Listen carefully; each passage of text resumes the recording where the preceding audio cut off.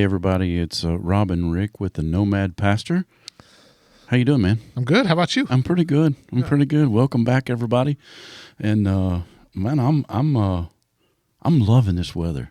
Oh man, let me tell you, it's amazing. It is. It's crazy because it was like 41 degrees when I left for work this morning. Yeah, me too. And it's 81 degrees right now. Yeah, it's beautiful. It's gorgeous. Yeah, it's absolutely gorgeous. I wish I could.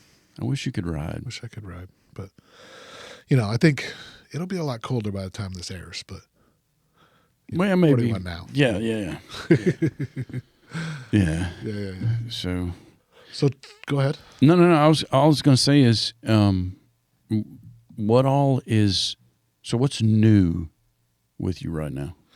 Because it's been a minute since we've. Yeah. Well, I think new is we are church. We're visiting churches. Oh yeah. Yeah, we're looking for. We had went back to New Heart and look, nothing wrong with New Heart. They're great people, Right? Great ministry, great organization. But I love that church. I really do. I think for us it filled a purpose, Mm-hmm. and I think God's calling us to do a lot more. Mm-hmm. And so we're looking. What are you looking for in a church? Let's talk. I want to ask that. Yeah. So for me and Linda, it's hard because we expect a church to get in the community, right? Right. We expect a church to fulfill the Great Commission. There's got to be some outreach. Right. I mean, it's very biblical. There was no plan B. No. Right. Plan A was go and make disciples of all nations. Right. Right. Baptize them in the name of the Father, Son, and the Holy Spirit, Mm-hmm. and teach them to obey all of my commandments. All the commands. Yeah. Right? Which is go and make disciples. Exactly. Right? Right. So you can't just baptize people and then be like, okay, see you next Sunday. Yeah. Write that one down. We got that one. Check. Yeah. So for me, right, they have to be dedicated to outreach and fulfilling the Great Commission, Uh-huh. and not focused on serving the fish in their own bowl. Okay. Right? I get that. Yeah. Yeah. That's number one. Right. Number two is sound doctrine. Yeah. Right? It's got to be sound doctrine. You can't be like, oh yeah, I'll marry you, Jane and Jill. Yeah. Right? I get it. Yeah. It's not progressive Christianity. Mm-hmm. And then, probably I prefer a church that does communion, Mm-hmm. but I do too. I prefer one that does it every week. I do too. I would say that's less of a requirement for us, but I do have that preference. Mm-hmm. And then a church that's okay that I'm probably not going to help them serve. That you're not going to what? That I'm probably not going to serve with them. Yeah. And I only say that because we're not there a lot. Yeah. Right? Yeah. It's like this weekend we're going to be gone, and then the next weekend we're gone to our regional, and then the next weekend we're gone doing something else. And so, there's 3 or 4 weeks that we're not there. There was 2 months that we didn't visit New Heart one time because we were out doing other ministry work. Yeah. And so they got to understand that. They got to accept that, and they got to pray for us, right? Mm-hmm. They got to do small groups, right? Yeah. I mean, everybody, you want to do life. Yeah, you got to do life with people. And then, although we don't have young kids, you have to have a phenomenal kids ministry. Yeah. Because if you don't, you're just waiting for the church to close. Basically. I hate to say it like that, and I think people will disagree with me, or they, whatever it is. But that's the natural progression of it is, that we see in churches when there's not a fruitful kids ministry. Yeah. And then the last thing, which is important to both Linda and I, is, and it's what we want to talk about today, but it's how they deal with conflict in their church. Right? Yeah. Because if you have a pastor who is unwilling to deal with the bully in the room. Okay. Right? Or a member who is just rude and disrespectful to everybody they meet. Okay. If you're unwilling to address that situation, then I question what's going on. So let me ask you this. Yeah. What about a pastor who's unwilling or leadership that's unwilling to do church discipline, whereas there is an unrepented sin or someone who refuses, I say walk, don't run. there you go.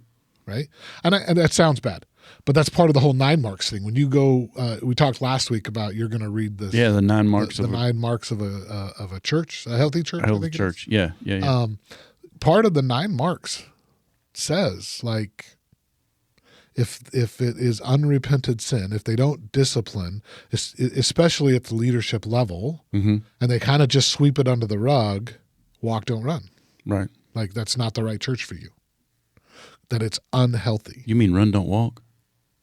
Yeah, run, don't walk.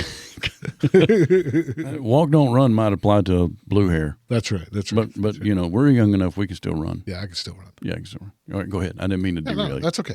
So for me, that's what a lot of it is, right? A lot of it is about how do you deal with conflict? How do you, I've heard people say, well, we can't tell them to be nice. No. Wait, I didn't. Hold on. Yes, you can. Yes, you can. 1 Corinthians 13 says you can. That's right. Yeah. And look, there's really 2 commands, right? Love God with all your heart. And love their neighbor as yourself. And love everybody else like yourself. Just like yourself, yeah. Right? Just like yourself. Yep. And I recognize that it's hard. Right? I recognize that. But it doesn't have to be. It's a touchy conversation that maybe some people are afraid to have. Because of what? Because of social injustices? Probably. Or because of political correctness? I don't know. But Rick, it doesn't have to be that way. I agree with you. It doesn't have to be. Meek does not equal weak. I agree with you. And too many times we allow things that are socially prevalent in society to seep into our church body so that we're not rocking a boat. Yeah. But Jesus rocked the boat. All of them. Every single one of them. Yeah. You know, he spits in the ground and makes mud, puts it on the eyes of a blind man to heal him. He puts his fingers in the ears of a deaf man to heal him. Yeah. Jesus rocked the boat. When he went into the temple and he made a cord and started flipping tables and driving people out because they had, made the temple a den of thieves. That's right.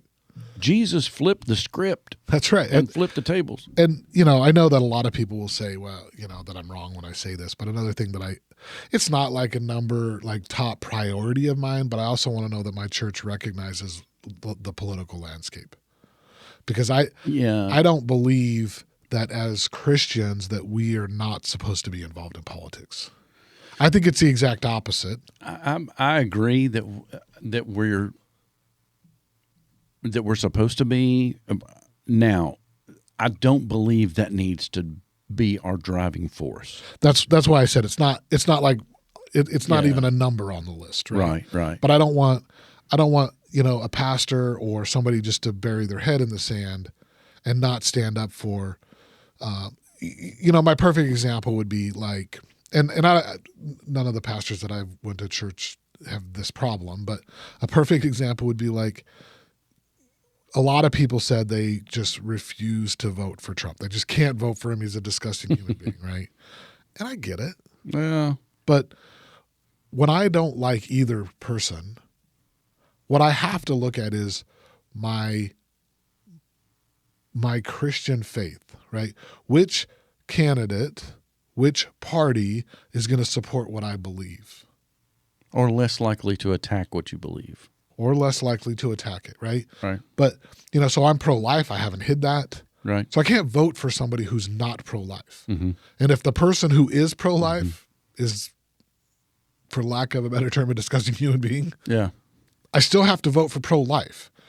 And that's where I think Christians sacrifice their morals when it relates to voting because they're not voting on what the Bible says. They're voting on how they feel. Yeah.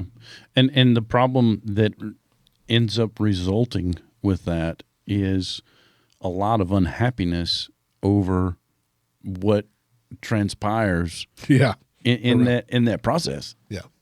And what happens when, you vote for somebody who is the what we'll call the lesser of two evils, and whether it be I don't want to say somebody who's less of a jerk or disgusting human being, but somebody who kind of. And that wasn't necessarily my word. No, right? no, no. It's just I didn't what think people so. have said. Yeah, right? yeah. I get what you're saying. Yeah. I know exactly what you're saying. Yeah, and so to finish answering your question, what are we looking for in a church? And then the probably next, most important thing to us, right? So doctrine is important, right? Mm-hmm. That's top of the list. Right. A pastor who's not afraid to talk about the bad things, not bad things, but the hard things in the Bible, Mm-hmm. right? It's not all roses and unicorns. No, it's not. Right? And you got to have hard conversations. You got to be willing to tell people sin is wrong. Yeah. Right? Yeah. And there are some pastors who are unwilling to do that. And that's a failure. It is absolutely a failure. So I view that as a doctrine failure. Mm-hmm. Right? And worship's important to me. I want to feel the Spirit. Sure. Right? When you're there worshiping, the most beautiful thing in the world is the feeling of the Spirit during worship. Mm-hmm. And when you walk into a church, and you've visited lots of them just like I have. True. When you walk into a church and you don't feel the Spirit, it's almost like the life is sucked out of you. So let me ask you something. Because as a worship leader, yeah, I know. You know where I'm going with this? Yeah. So why is it so important to feel the Spirit in a worship service at church versus the worship or the praise? Because there's a difference that we do at home. Well, I think it's equal. Okay, good. Right, I think it's equal. Yeah. I knew that you were going to say that. I think it's equal, and I love to get up in the morning. Before I get in the shower, I have a Bluetooth speaker in the bathroom. Right. Right, and I turn it on, and I have a playlist that's all Christian music. Right, Chain Breaker and Redeemed and all these amazing songs. Right, and while I'm showering, I'm getting my worship on. Right. Right, and I feel the Spirit with me. Mm-hmm. I know. But I've walked into churches that I didn't feel that.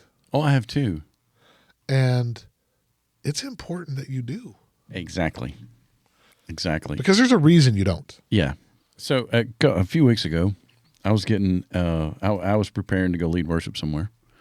And it was just going to be me. Rebecca wasn't going. Okay. So it was just me. And I was going to be with a bunch of dudes. And, so I'm learning this new song. I know the song, but I've heard it several times on the radio, and but this is my first time to lead it. And so I'm finding the right key, for all the guys to sing, and then I'm looking at the words and the chord structure and everything, and I start playing this song. And now I'm in my office at the house. Yeah. Sitting in front of my leather bench where I do all my leather work. That's right. Yeah. And start playing this song.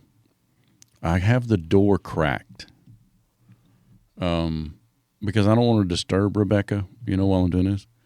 And I got caught up in the worship of this song. And the next thing I know, I'm crying so hard that I can't get the words to come out. Yeah, I've been there. Yeah. I literally can't form the words to come out. Praise God. And I when I find my composure again, something, how you feel something kind of over your shoulder? Yeah. Well, my back is to the door of my office. So I turn around and look, and there's Rebecca praying for me. Oh. She knows that I'm lost in worship, and that I'm overtaken by the Spirit at that moment in worship. She knows that. And she's just sitting there praying. Beautiful sight. Oh man. And I love to see that with her at the same time. But I also, what you said about being able to recognize the Holy Spirit in a worship service. It's important to me. Yeah. It's important to me. And as a worship leader, standing on stage and seeing other people getting lost in worship that way is wow. Yeah. Wow. Yeah. So it's, I I understand, because that was one of the things too when Rebecca and I started looking and ended up at Creekside. Yeah. Where's that at? At in Castaigne Springs on Highway 25. When you cross over Bledsoe Creek and you go through the little S-curve bridge, it's that church on the right there. Okay. Yeah, come see us. Well, for you, it would be coming back this week, because you'd come up 231 and come across. Right, yeah. Come see us. Yeah. Yeah, I'll have to look into it. Yeah, do it. I mean, we're gone for the next 3 weeks. Yeah, but you know. But that was one you were talking about, and being gone. Yeah. That was one of the things that we talked to our leadership about. Yeah. You know, we're going to be involved in the church. I 100% want to be involved locally, and our church, we're 4 minutes away from our church, which I love it. You know, but and other than worship team and being involved in small group and other things, we want to be involved in our church. So we end up doing things. We had a bonfire a couple weeks ago. And we just went out there and just hung out. Yeah. And we're supposed to be roasting marshmallows and hot dogs, and we literally needed a 12-foot stick because it was so hot. Yeah, the fire was so hot because the fire was probably twice the size of this table that they had built up with wood. So it's like almost impossible to get in, but we still had keep a hold of your kids. Yeah, it did. There were people who were like taking their shoestrings out and tying two sticks together to hold her, and still having to cover up their face because it's so hot. But we loved it. Yeah. And then the last thing I think that is like we look for a lot in a church. We're never going to find the perfect church. No, you're not. Right? You're not. But another thing that's important to us is their online ministry is something that they care about. Mm-hmm. Because there's a lot of people who are so hurt by the church that they will never go to a building. Right. We were up at the campground recently, and there was a lady walking around, and she had a shirt on that, had scripture on it. Mm-hmm. And she had a dachshund. So clearly we have dachshunds. And right. So Linda was like, "Oh, I'm gonna go say hi to her." Yeah. Right. Did you keep Jackson away from the dachshund? Yeah, he was in the campground. Okay. But but she talked about, Linda was like, "Oh, I love that shirt. I love the scripture," and she proceeded to tell us how, her husband has been hurt by the church and how she's been hurt by the church, and they'll just basically never go back to another building. They're Christian, they read their Bible, they study, but because of people in the church, and I think that's why I wanted to talk about conflict a little bit, because people inside the building, they'll never go back to another church. And I said, look, I understand, but what I said, if you went to a restaurant and you ate a bad steak, would you never eat steak again?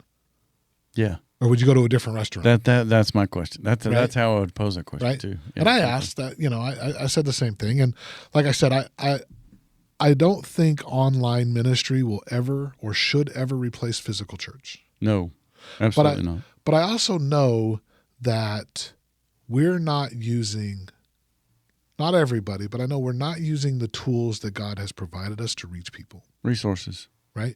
And one of those resources is online.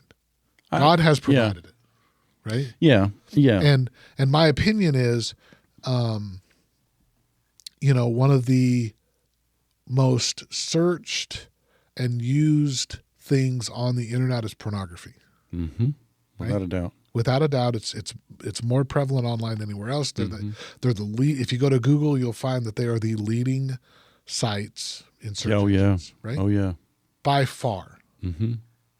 Well, just like you may want to open a church next to a homeless camp, why wouldn't you want to open a church next to a porn store? Location. You know what I mean? You want to go where people need the help. Right. Because it's not a resort. No. You want to go where the broken are, and where the broken are online. Yeah. Well, that's true. I see that point. They're broken.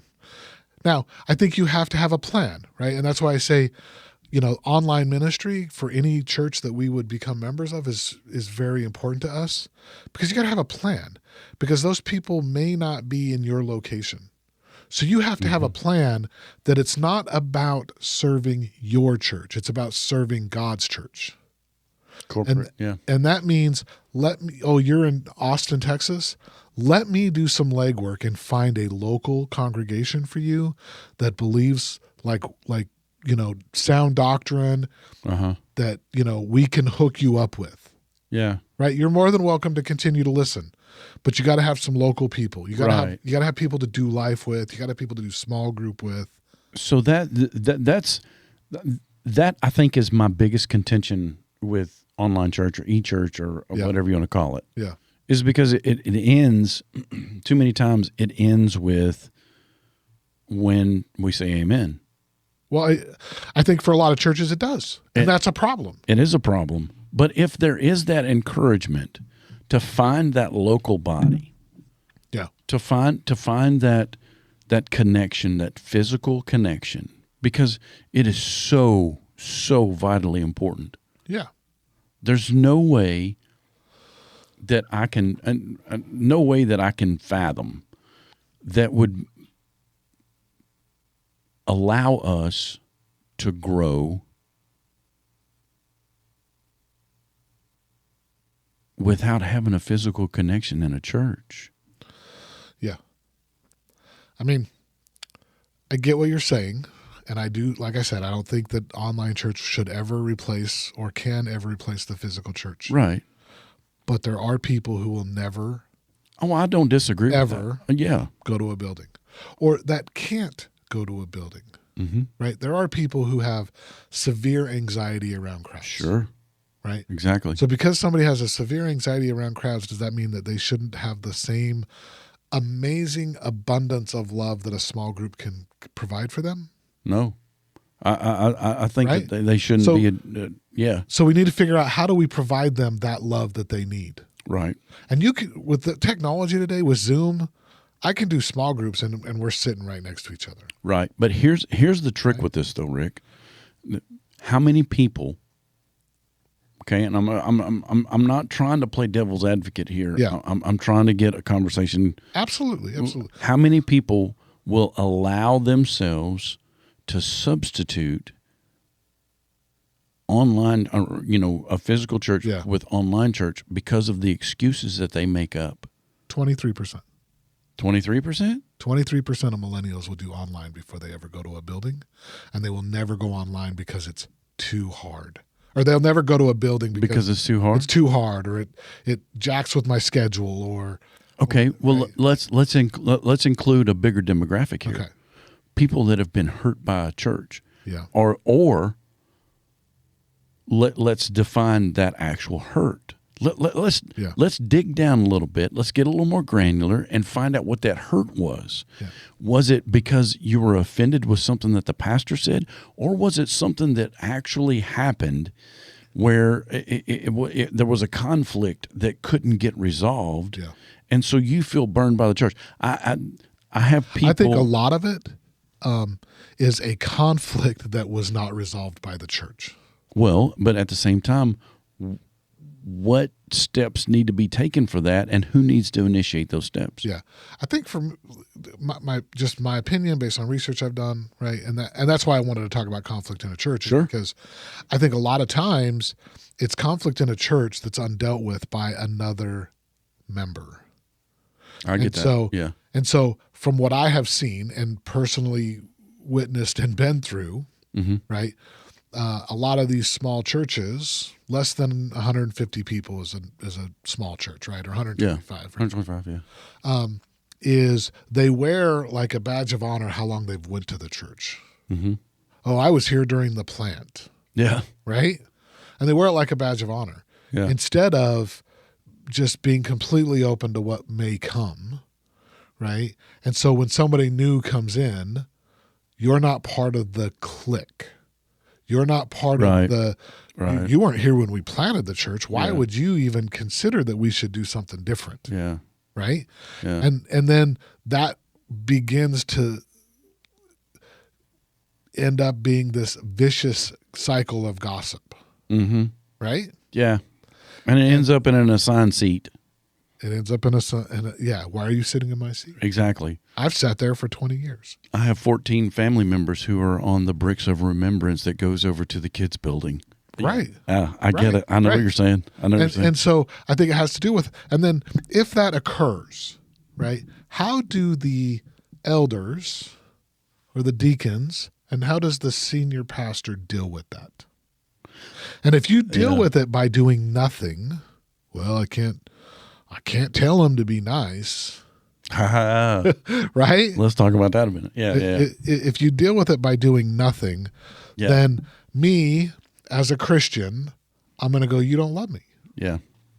And you're you're supposed to be held to a higher standard as a pastor and as a teacher. You and I are held to a higher standard. Right. And if we allow people to act that way, what does that say about us? What does that say about Christianity? Right. Not about us. Well, I mean us as Christians. Us as Christians. Yeah, because of the higher standard, That's especially. Right. Us as Christians. Yeah. So I think of instances where I've had people who are close to me. Yeah. That will say, well, I've been burned by the church. And whether or not a pastor, an elder, a deacon, somebody in leadership, period, whether it be a staff member or minister or whatever, ministry director or whatever, whoever it is, didn't deal with a problem when somebody is hurting. I think there is a level of breakdown there of their understanding of what Scripture means, whether or not the conflict is trivial, menial, or not. Yeah, I think there's a breakdown of what the understanding of love is, in that isn't taken care of. Now, when I ask about the bigger demographic of people not attending a physical church, yeah, because of what they deem as being hurt, how do we counsel people so that they understand what? And I'm trying to phrase this.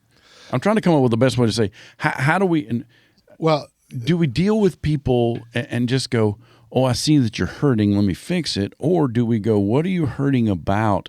Is there something inside that needs to change, or is this a physical thing that needs to be taken care of? I think first you have to earn the right to have that conversation. Right. Right? And you can't do that just by when somebody says, well, I'm church hurt. Right. Right? You haven't, just because they tell you that, you haven't earned the right. Right. There has to be that relationship built up. So I feel like the reason that digital ministry and online ministry is so important today is because at some point you will earn the right to have that conversation, right? Yeah. They may be so hurt that they are not going to do anything in a church building, but maybe they'll listen. Like I when people tell me I'm hurt all the time, I say, look, go listen to my podcast. Yeah. Right? We got great information. Mm-hmm. Go listen to it. And I know people who listen to the podcast that don't go to church. Yeah. Because they've been church hurt. Yeah. Right? But at some point, whether it's through the podcast or through some online ministry, we will earn the right to say, now, what happened? Yeah. Right? And I'm kind of in that situation. I'm going to tread lightly. No, I'm not. My brother-in-law, yeah, I love him. Absolutely love him. He has come from a lifelong problem with drug addiction. Okay. Started drugging when he was 11 years old. He's 58. Okay. And he's been clean for about 3.5, almost 4 years. Praise God. Yeah. Yeah. That's not an easy task. It's not. But there's some demons that you got to go through. There are. And he has he's fought those demons and continues to this day. But he is on fire for the Lord. He realizes, and it's not a jailhouse Jesus. Yeah. You know, he's been in and out of prison and jail and you know, But he realizes that his only way to remain clean and sober and recovered is through God. Yeah. However, because of things, he's church hurt. Yeah, absolutely. I mean, I get that, because there were times when, because of his past, and recently been issues because of his past, that churches have been like, we don't want your kind here. Yeah. So I'm not saying there's not legitimate church hurt. Right. And there is. But you still you still have to earn the right to ask why. You do. But at the same time, once you earn that right, you can't stop with just asking that question. No, you're right. You got to dig in. That's right. And you got to get granular with it, and you got to look at what's going to take to fix it and heal it. And so you're absolutely right. I wouldn't take away from anything that you said. Right. But I would add to it and say, because you can't just ask the question, why are you hurt? And that you have to continually dig into it. That is a ever evolving process. Mm-hmm. And you have to be able to have a relationship with somebody that is not just one and done. And so to do that for somebody who may never walk into a building again, mm-hmm. the only way to have a relationship with them is online. And I get that. Well, and when I say that, like, I'm talking about, like maybe people at the rescue mission. Okay. Right? I'm not going to necessarily have them over to my house. Yeah. Right? Not necessarily. I'm not saying no. I'm just saying not necessarily. Well, yeah, logistically doesn't fan out. That's right. Right. That's right. It's not because I don't like we're not you. close to them. Right. It's like 45 minutes away. Yeah. Right? Yeah. And most of them don't have cars, and so logistically it's a problem. It's a problem. But they may be able to do something online. Right? Almost all of them have smartphones. Right? Yeah. They got smartphones. And if we were doing a weekly men's group digitally, mm-hmm. and inviting anybody in the world, mm-hmm. this is the time it's going to be. Eventually, we're going to earn the right to have those conversations. Do you think those conversations could be had even in a digital format like that? 100%. Really? I've done it. 100%. I've never thought of now.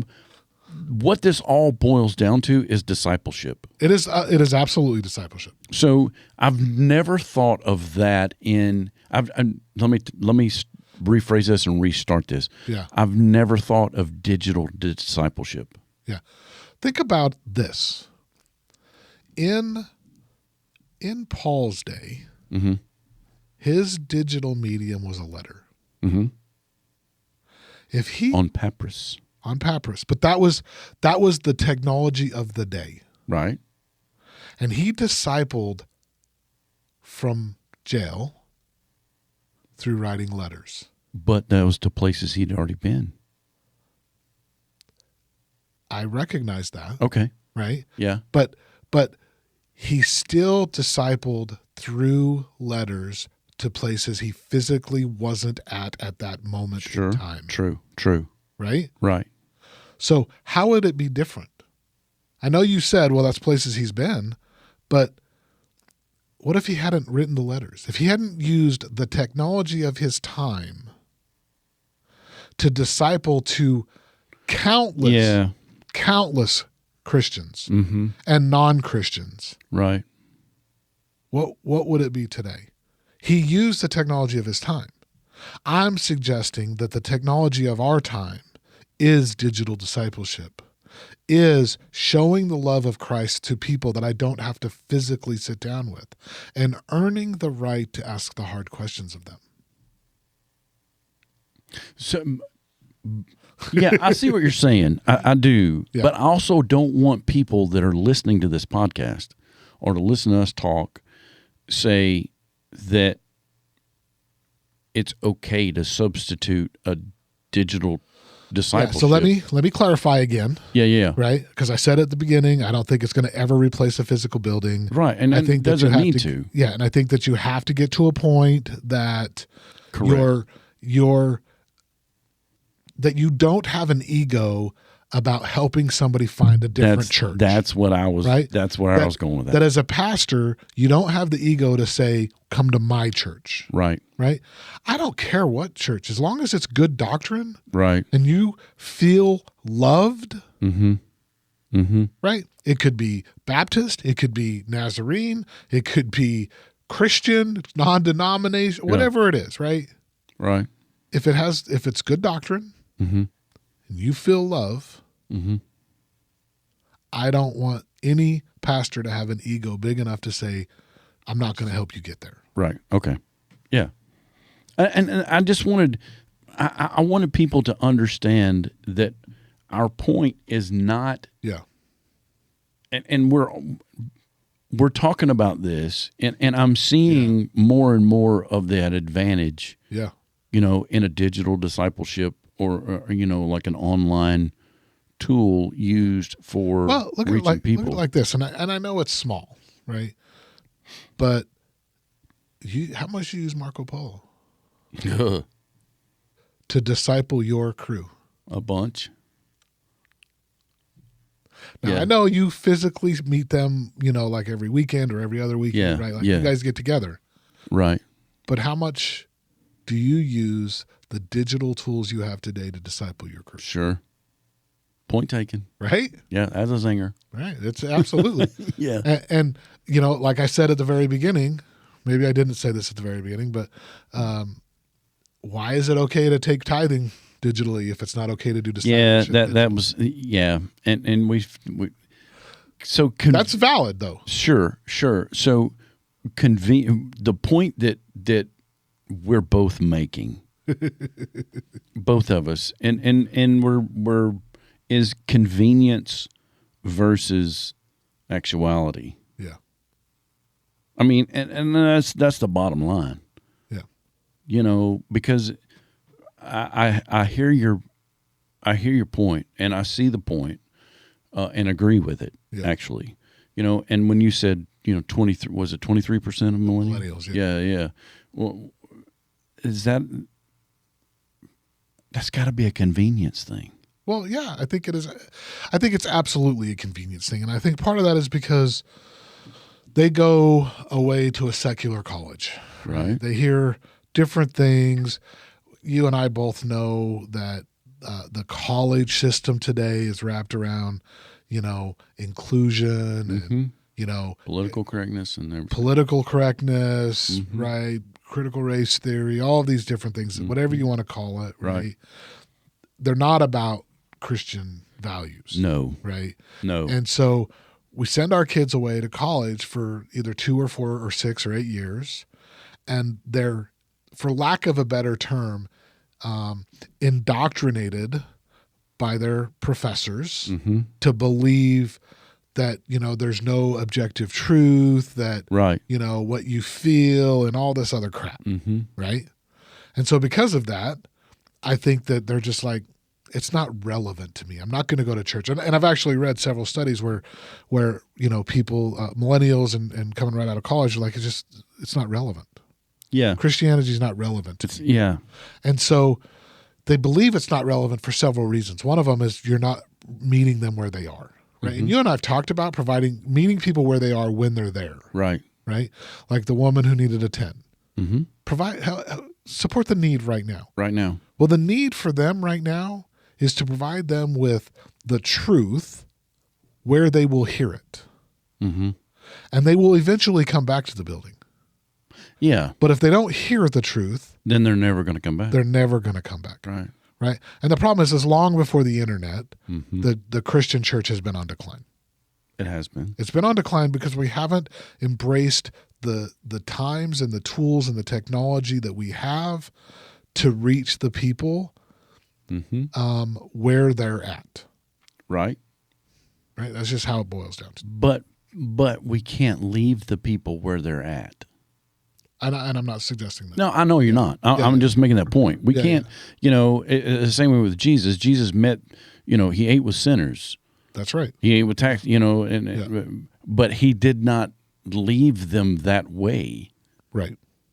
Jesus met people where they were, but he didn't leave them that way. Right. The woman at the well, the adulterous woman, That's right. I mean, you can go on and on and on. You can't find you can't find a story, a reference, or anything where Jesus met someone and they weren't changed. You're right. You're 100% right. And I think that we can change people too. I agree. Yeah. I agree. And if it's using whatever media we have or whatever tool, resource, or whatever we have. I remember when I was a kid, we'd have gospel meetings. Yeah. And we'd go around canvassing the neighborhoods, and we'd go knock on the doors, and we'd dress up in our Sunday best. And it'd be 97 degrees outside. You're on this little 7-year-old kid knocking on the door and go, would you like to come to? Would you come to our gospel meeting, please? Yeah. And you give them a little flyer, and you go to the next house. And you beat on the door, and they're like, I'm not giving you any money. I'm not here for that. I just, what's crazy is that you don't see door knockers anymore. Not really. I think it's great. I think you should still do it. I think you should do. Yeah. I think you should do prayer walks around neighborhoods. Oh yeah. Right. Yeah. I think you should. Maybe you're not physically knocking on the door. Yeah. You're putting something on the door. Putting something. I like the knock on the door. Today's culture isn't really yeah. Well, supportive nowadays, of that. You're wondering if it's You're wondering if it's a census agent or an IRS agent. That's right. That's right. I ain't expecting anybody. Right? Amazon delivers to the back door. Yeah. Look. It's bad, but my doorbell could ring and I'm not moving. Yeah. Right. I might look at the camera. Well, I don't know who that is. Yeah. Leave it at the door. Yeah. Right. But we don't do those things anymore. Right. For whatever reason. And so I feel like the only thing we can do is reach out where we're at. Yeah. And that's how we get them back to the building. Right. Right. That's how we get them engaged locally. Right. If you've developed this online church, for lack of a better term, on digital discipleship, online ministry, whatever you want to call it, and then somebody's like, hey, I really want to be baptized. Well, we got to find a local church for that to occur in. Right. We got to find, a local pastor who's going to ask you some questions, right? That they're going to make sure that you understand, right? It's not like I get it. Taking over the physical discipleship. Yeah. Baptism isn't like the end all be all. Right. It's a sign of obedience, right? But you got to know the reason you're doing it. Right. Right. And so while I think that online I could absolutely ask the questions of somebody, but somebody else is going to have to baptize them, and somebody else is going to have to walk with them once that's done. True. Right. And hopefully they're going to engage in a local church. Right. So again, it goes back to that ego, right? Whoever that pastor is has to have no ego about whatever they're trying to build and reach out to local community churches to say, look, here's what we're doing. Here's where we're going. We want to do this. We want to do that, right? So let me throw a kink in the chain. All right. Okay? Because we're not really talking about conflict in the church anymore. But no, we've gotten away from it, haven't we? We may have to do that one again some other time. Yeah. So throw the kink. Yeah, some of the kink. So in New Testament, okay, how many instances do you know of, or can you call to memory, where they actually were having church in a building? I can't think of any. The only one that I can think of immediately is in Acts chapter 2 when they were all in Solomon's colonnade and the Holy Spirit fell. Yeah. Yeah. I was thinking about when Jesus was young and was reading Isaiah. Well, that would have been in a building, right? Yeah, that would have been in a building. Well, that was, because I don't know that was necessarily church. Well, but it was, right? Yeah, but they at would the same go time, and read the scrolls. When Jesus got lost, when he was separated from his family, that was one of the three. Yeah, that's what you're talking about. Yeah. That was like one 11 or something. Yeah. But that was one of the 3 times they had 3 corporate worship services a year. That's right. At that time, And people would travel from far. Long ways, because it was 3 days before Mary and Joseph realized that Jesus wasn't with them. That's right. So they're 3 days out, 3 days back in to find him. Right, and find him right in with the Pharisees and the elders. The elders, yeah. And the scripture says they were amazed at his questions and his answers. That's right. Jesus is so that's another topic that we can talk about, because there's it is. But that was one time that it's in the building. Right. Yeah. So but the majority of the times that we know of, like the first time Peter preached, or the time Peter was preaching and the guy fell asleep in the window and fell out. Yeah. And Peter rose and, resurrected him from. That's right. Right. So they're in a house. Absolutely. When Jesus is teaching and the 4 guys come in with the lame guy and cut a hole in the roof and let him down, he's in a house. In a house. Yeah. Right. So the importance of small group. Yeah. And the importance of being together cannot be overstated. However, getting people to that point, whether it be in an initial online church, whether it be in an initial online discipleship group or an online Bible study, to where people will actually want to have that physical contact. Yeah. Is where we have to start.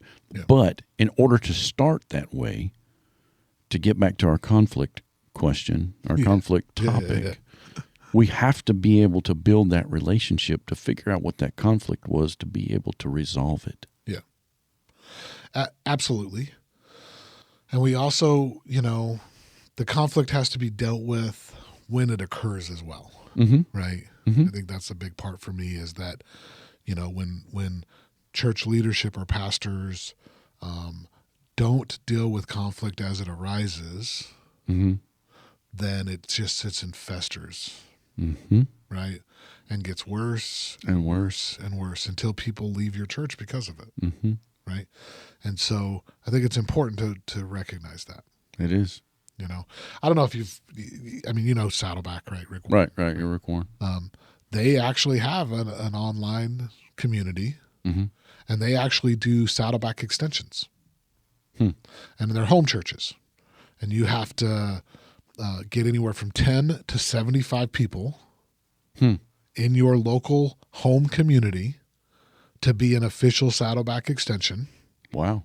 And you are supposed to do small group together, and then you gather to watch worship service together, watch the live stream worship service at your home Sunday mornings of Saddleback.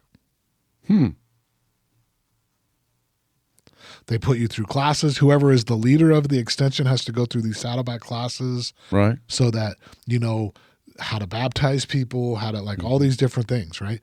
And there's an extension in I found out about it because there's an extension in Texas maybe that they bought a big blow up projector screen and they go to the homeless communities on the weekends. Oh, wow. And they broadcast Saddleback's worship and message every Sunday morning at the homeless communities. That's cool. Yeah. I was like, man, look at that. That's something amazing right there. That is amazing. That's very cool. How do we deal with that? Well, yeah. The willingness to engage. Yeah. Has got to be. And that's the same thing with resolving conflict, though. You have to be willing to engage. Yeah. Otherwise, like you said, it's just going to fester. Yeah. And the longer it festers, the stinkier it's going to be. Yeah. Rick Warren did a sermon series, and one of the sermons was dealing with crazy makers in your church. Crazy makers, I like it. Crazy makers. That's his term, crazy makers. There's like 6 different types of crazy makers and 7 ways to deal with crazy makers, right? 42 options here. Have you ever been to Saddleback? Oh, yeah. Right. If you're listening, you've never been to Saddleback. Like he'll hand you a flyer, like the handout is for you to take notes. It is. Right. Yeah. And they'll tell you like, okay, and it'll have fill in the blanks, right? Yeah. Right. Yeah. And, so the crazy makers was like, okay, here's the 6 types. Number 1, and he'll tell you what number 1 is. Yeah. Why they're a crazy maker. Mm-hmm. And I truly believe every church should do a sermon on crazy makers. You could just do it word from Rick Warren if you want to. Yeah. But, one of the things that he basically says in this sermon series is if you don't know a crazy maker, it's you. I love it. Right? And it makes me think about early in my, not early, but, maybe 10 years ago in my professional career, I had a leader who gave me a book. Mm-hmm. And the book was, and you'll excuse my language, but it was the no asshole rule. Okay. And the premise, he's like, you need to read this. I thought, fine, I'll read it. I don't want to deal with anybody like that anyways. Right. Yeah. Well, the premise of the book is that you're the asshole. You're the dude. You're the dude. And I read it and I was like, I am the dude. Now, this was before me coming to Christ. Right. But I thought, I am that dude. I'm that guy. I'm that guy that everybody's afraid of. Yeah. Admittance is the first step, Rick. Yeah, I know. But, so, the crazy makers and how you deal with conflict, right? Yeah. It's important because if you don't deal with it right, people leave. They do. And the problem with that is that, people could visit. Like I'm visiting churches right now, Linda. And if I see conflict that is not resolved, I'm out. Yeah. Why would I go back, right? Yeah, because you don't want to get involved in any of that in the first place. Not at all. Yeah. Right? Yeah, we're supposed to be a peace-loving family anyway. And then there's two types of conflict, right? There's the conflict of somebody who's a crazy maker, right? Yeah. And then there's the conflict of safety. Yeah. Right? If you're not safe, and now safe is a very broad term. Yeah, because I was sitting here thinking spiritually safe, physically safe, emotionally safe. Physically safe, emotionally safe, spiritually safe, right. Absolutely. Right. But if you're not physically safe, yeah, and you're visiting a church, you're like, whoa, this is a problem. It is. Right? I'm not coming back because I'm not safe. And at the end of the day, I think we fail to remember that the church building, like when you go to church, it's supposed to be a safe place. It is. Right? That's why it's called sanctuary. That's right. It's supposed to be a safe place. It's you should always be safe emotionally and spiritually and physically. When you walk in the building. Yeah. When you walk in the doors.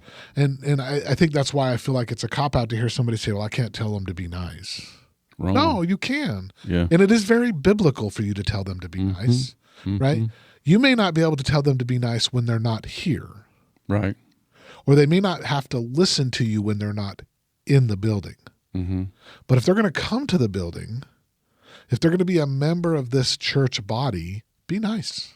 Yeah. Be nice. Well, be nice, period.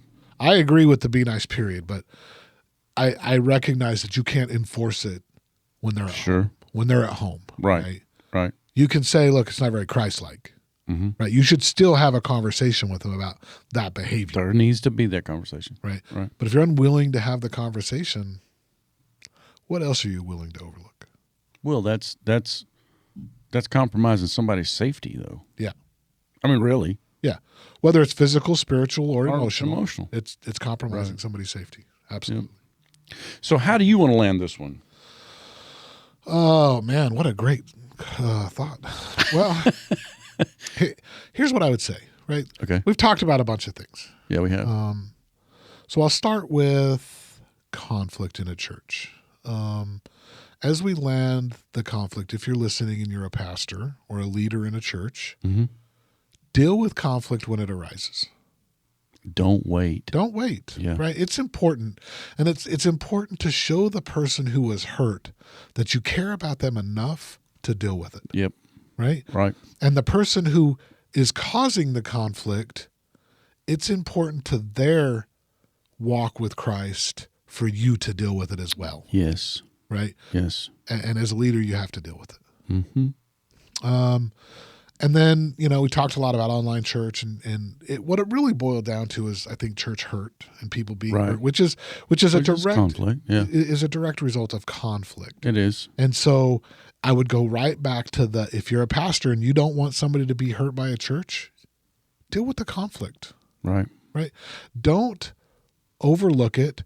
Don't sweep it under the rug because it's an elder. Right. Don't hope it's going to go away. Yeah. Right. Don't hope it's going to magically get better because that person's been with the church for 15 years, or I hate to say this, but this is my opinion. Let me just start with that. Mm-hmm. I feel like sometimes churches don't deal with the conflict because they're afraid of that money walking out the door. Amen. Yeah.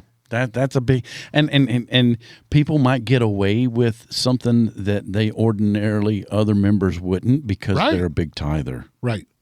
And that's a problem. That's a huge problem. Right. Huge problem. Yeah. Money doesn't buy your salvation. Not even close. Money doesn't buy your sanctification. Not even close. Right.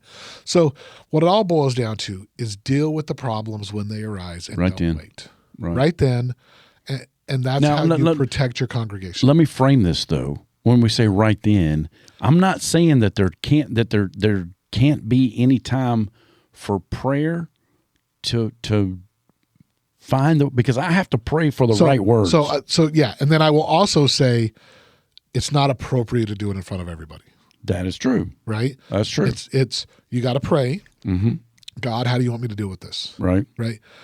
And when you have received from the Spirit the right approach, deal with it right then. Right then. But deal with it one-on-one or two-on-one, right? Right. Like you and an elder, you and your wife, right? If it's a woman, you don't want to be, you got to be above reproach, right? Right.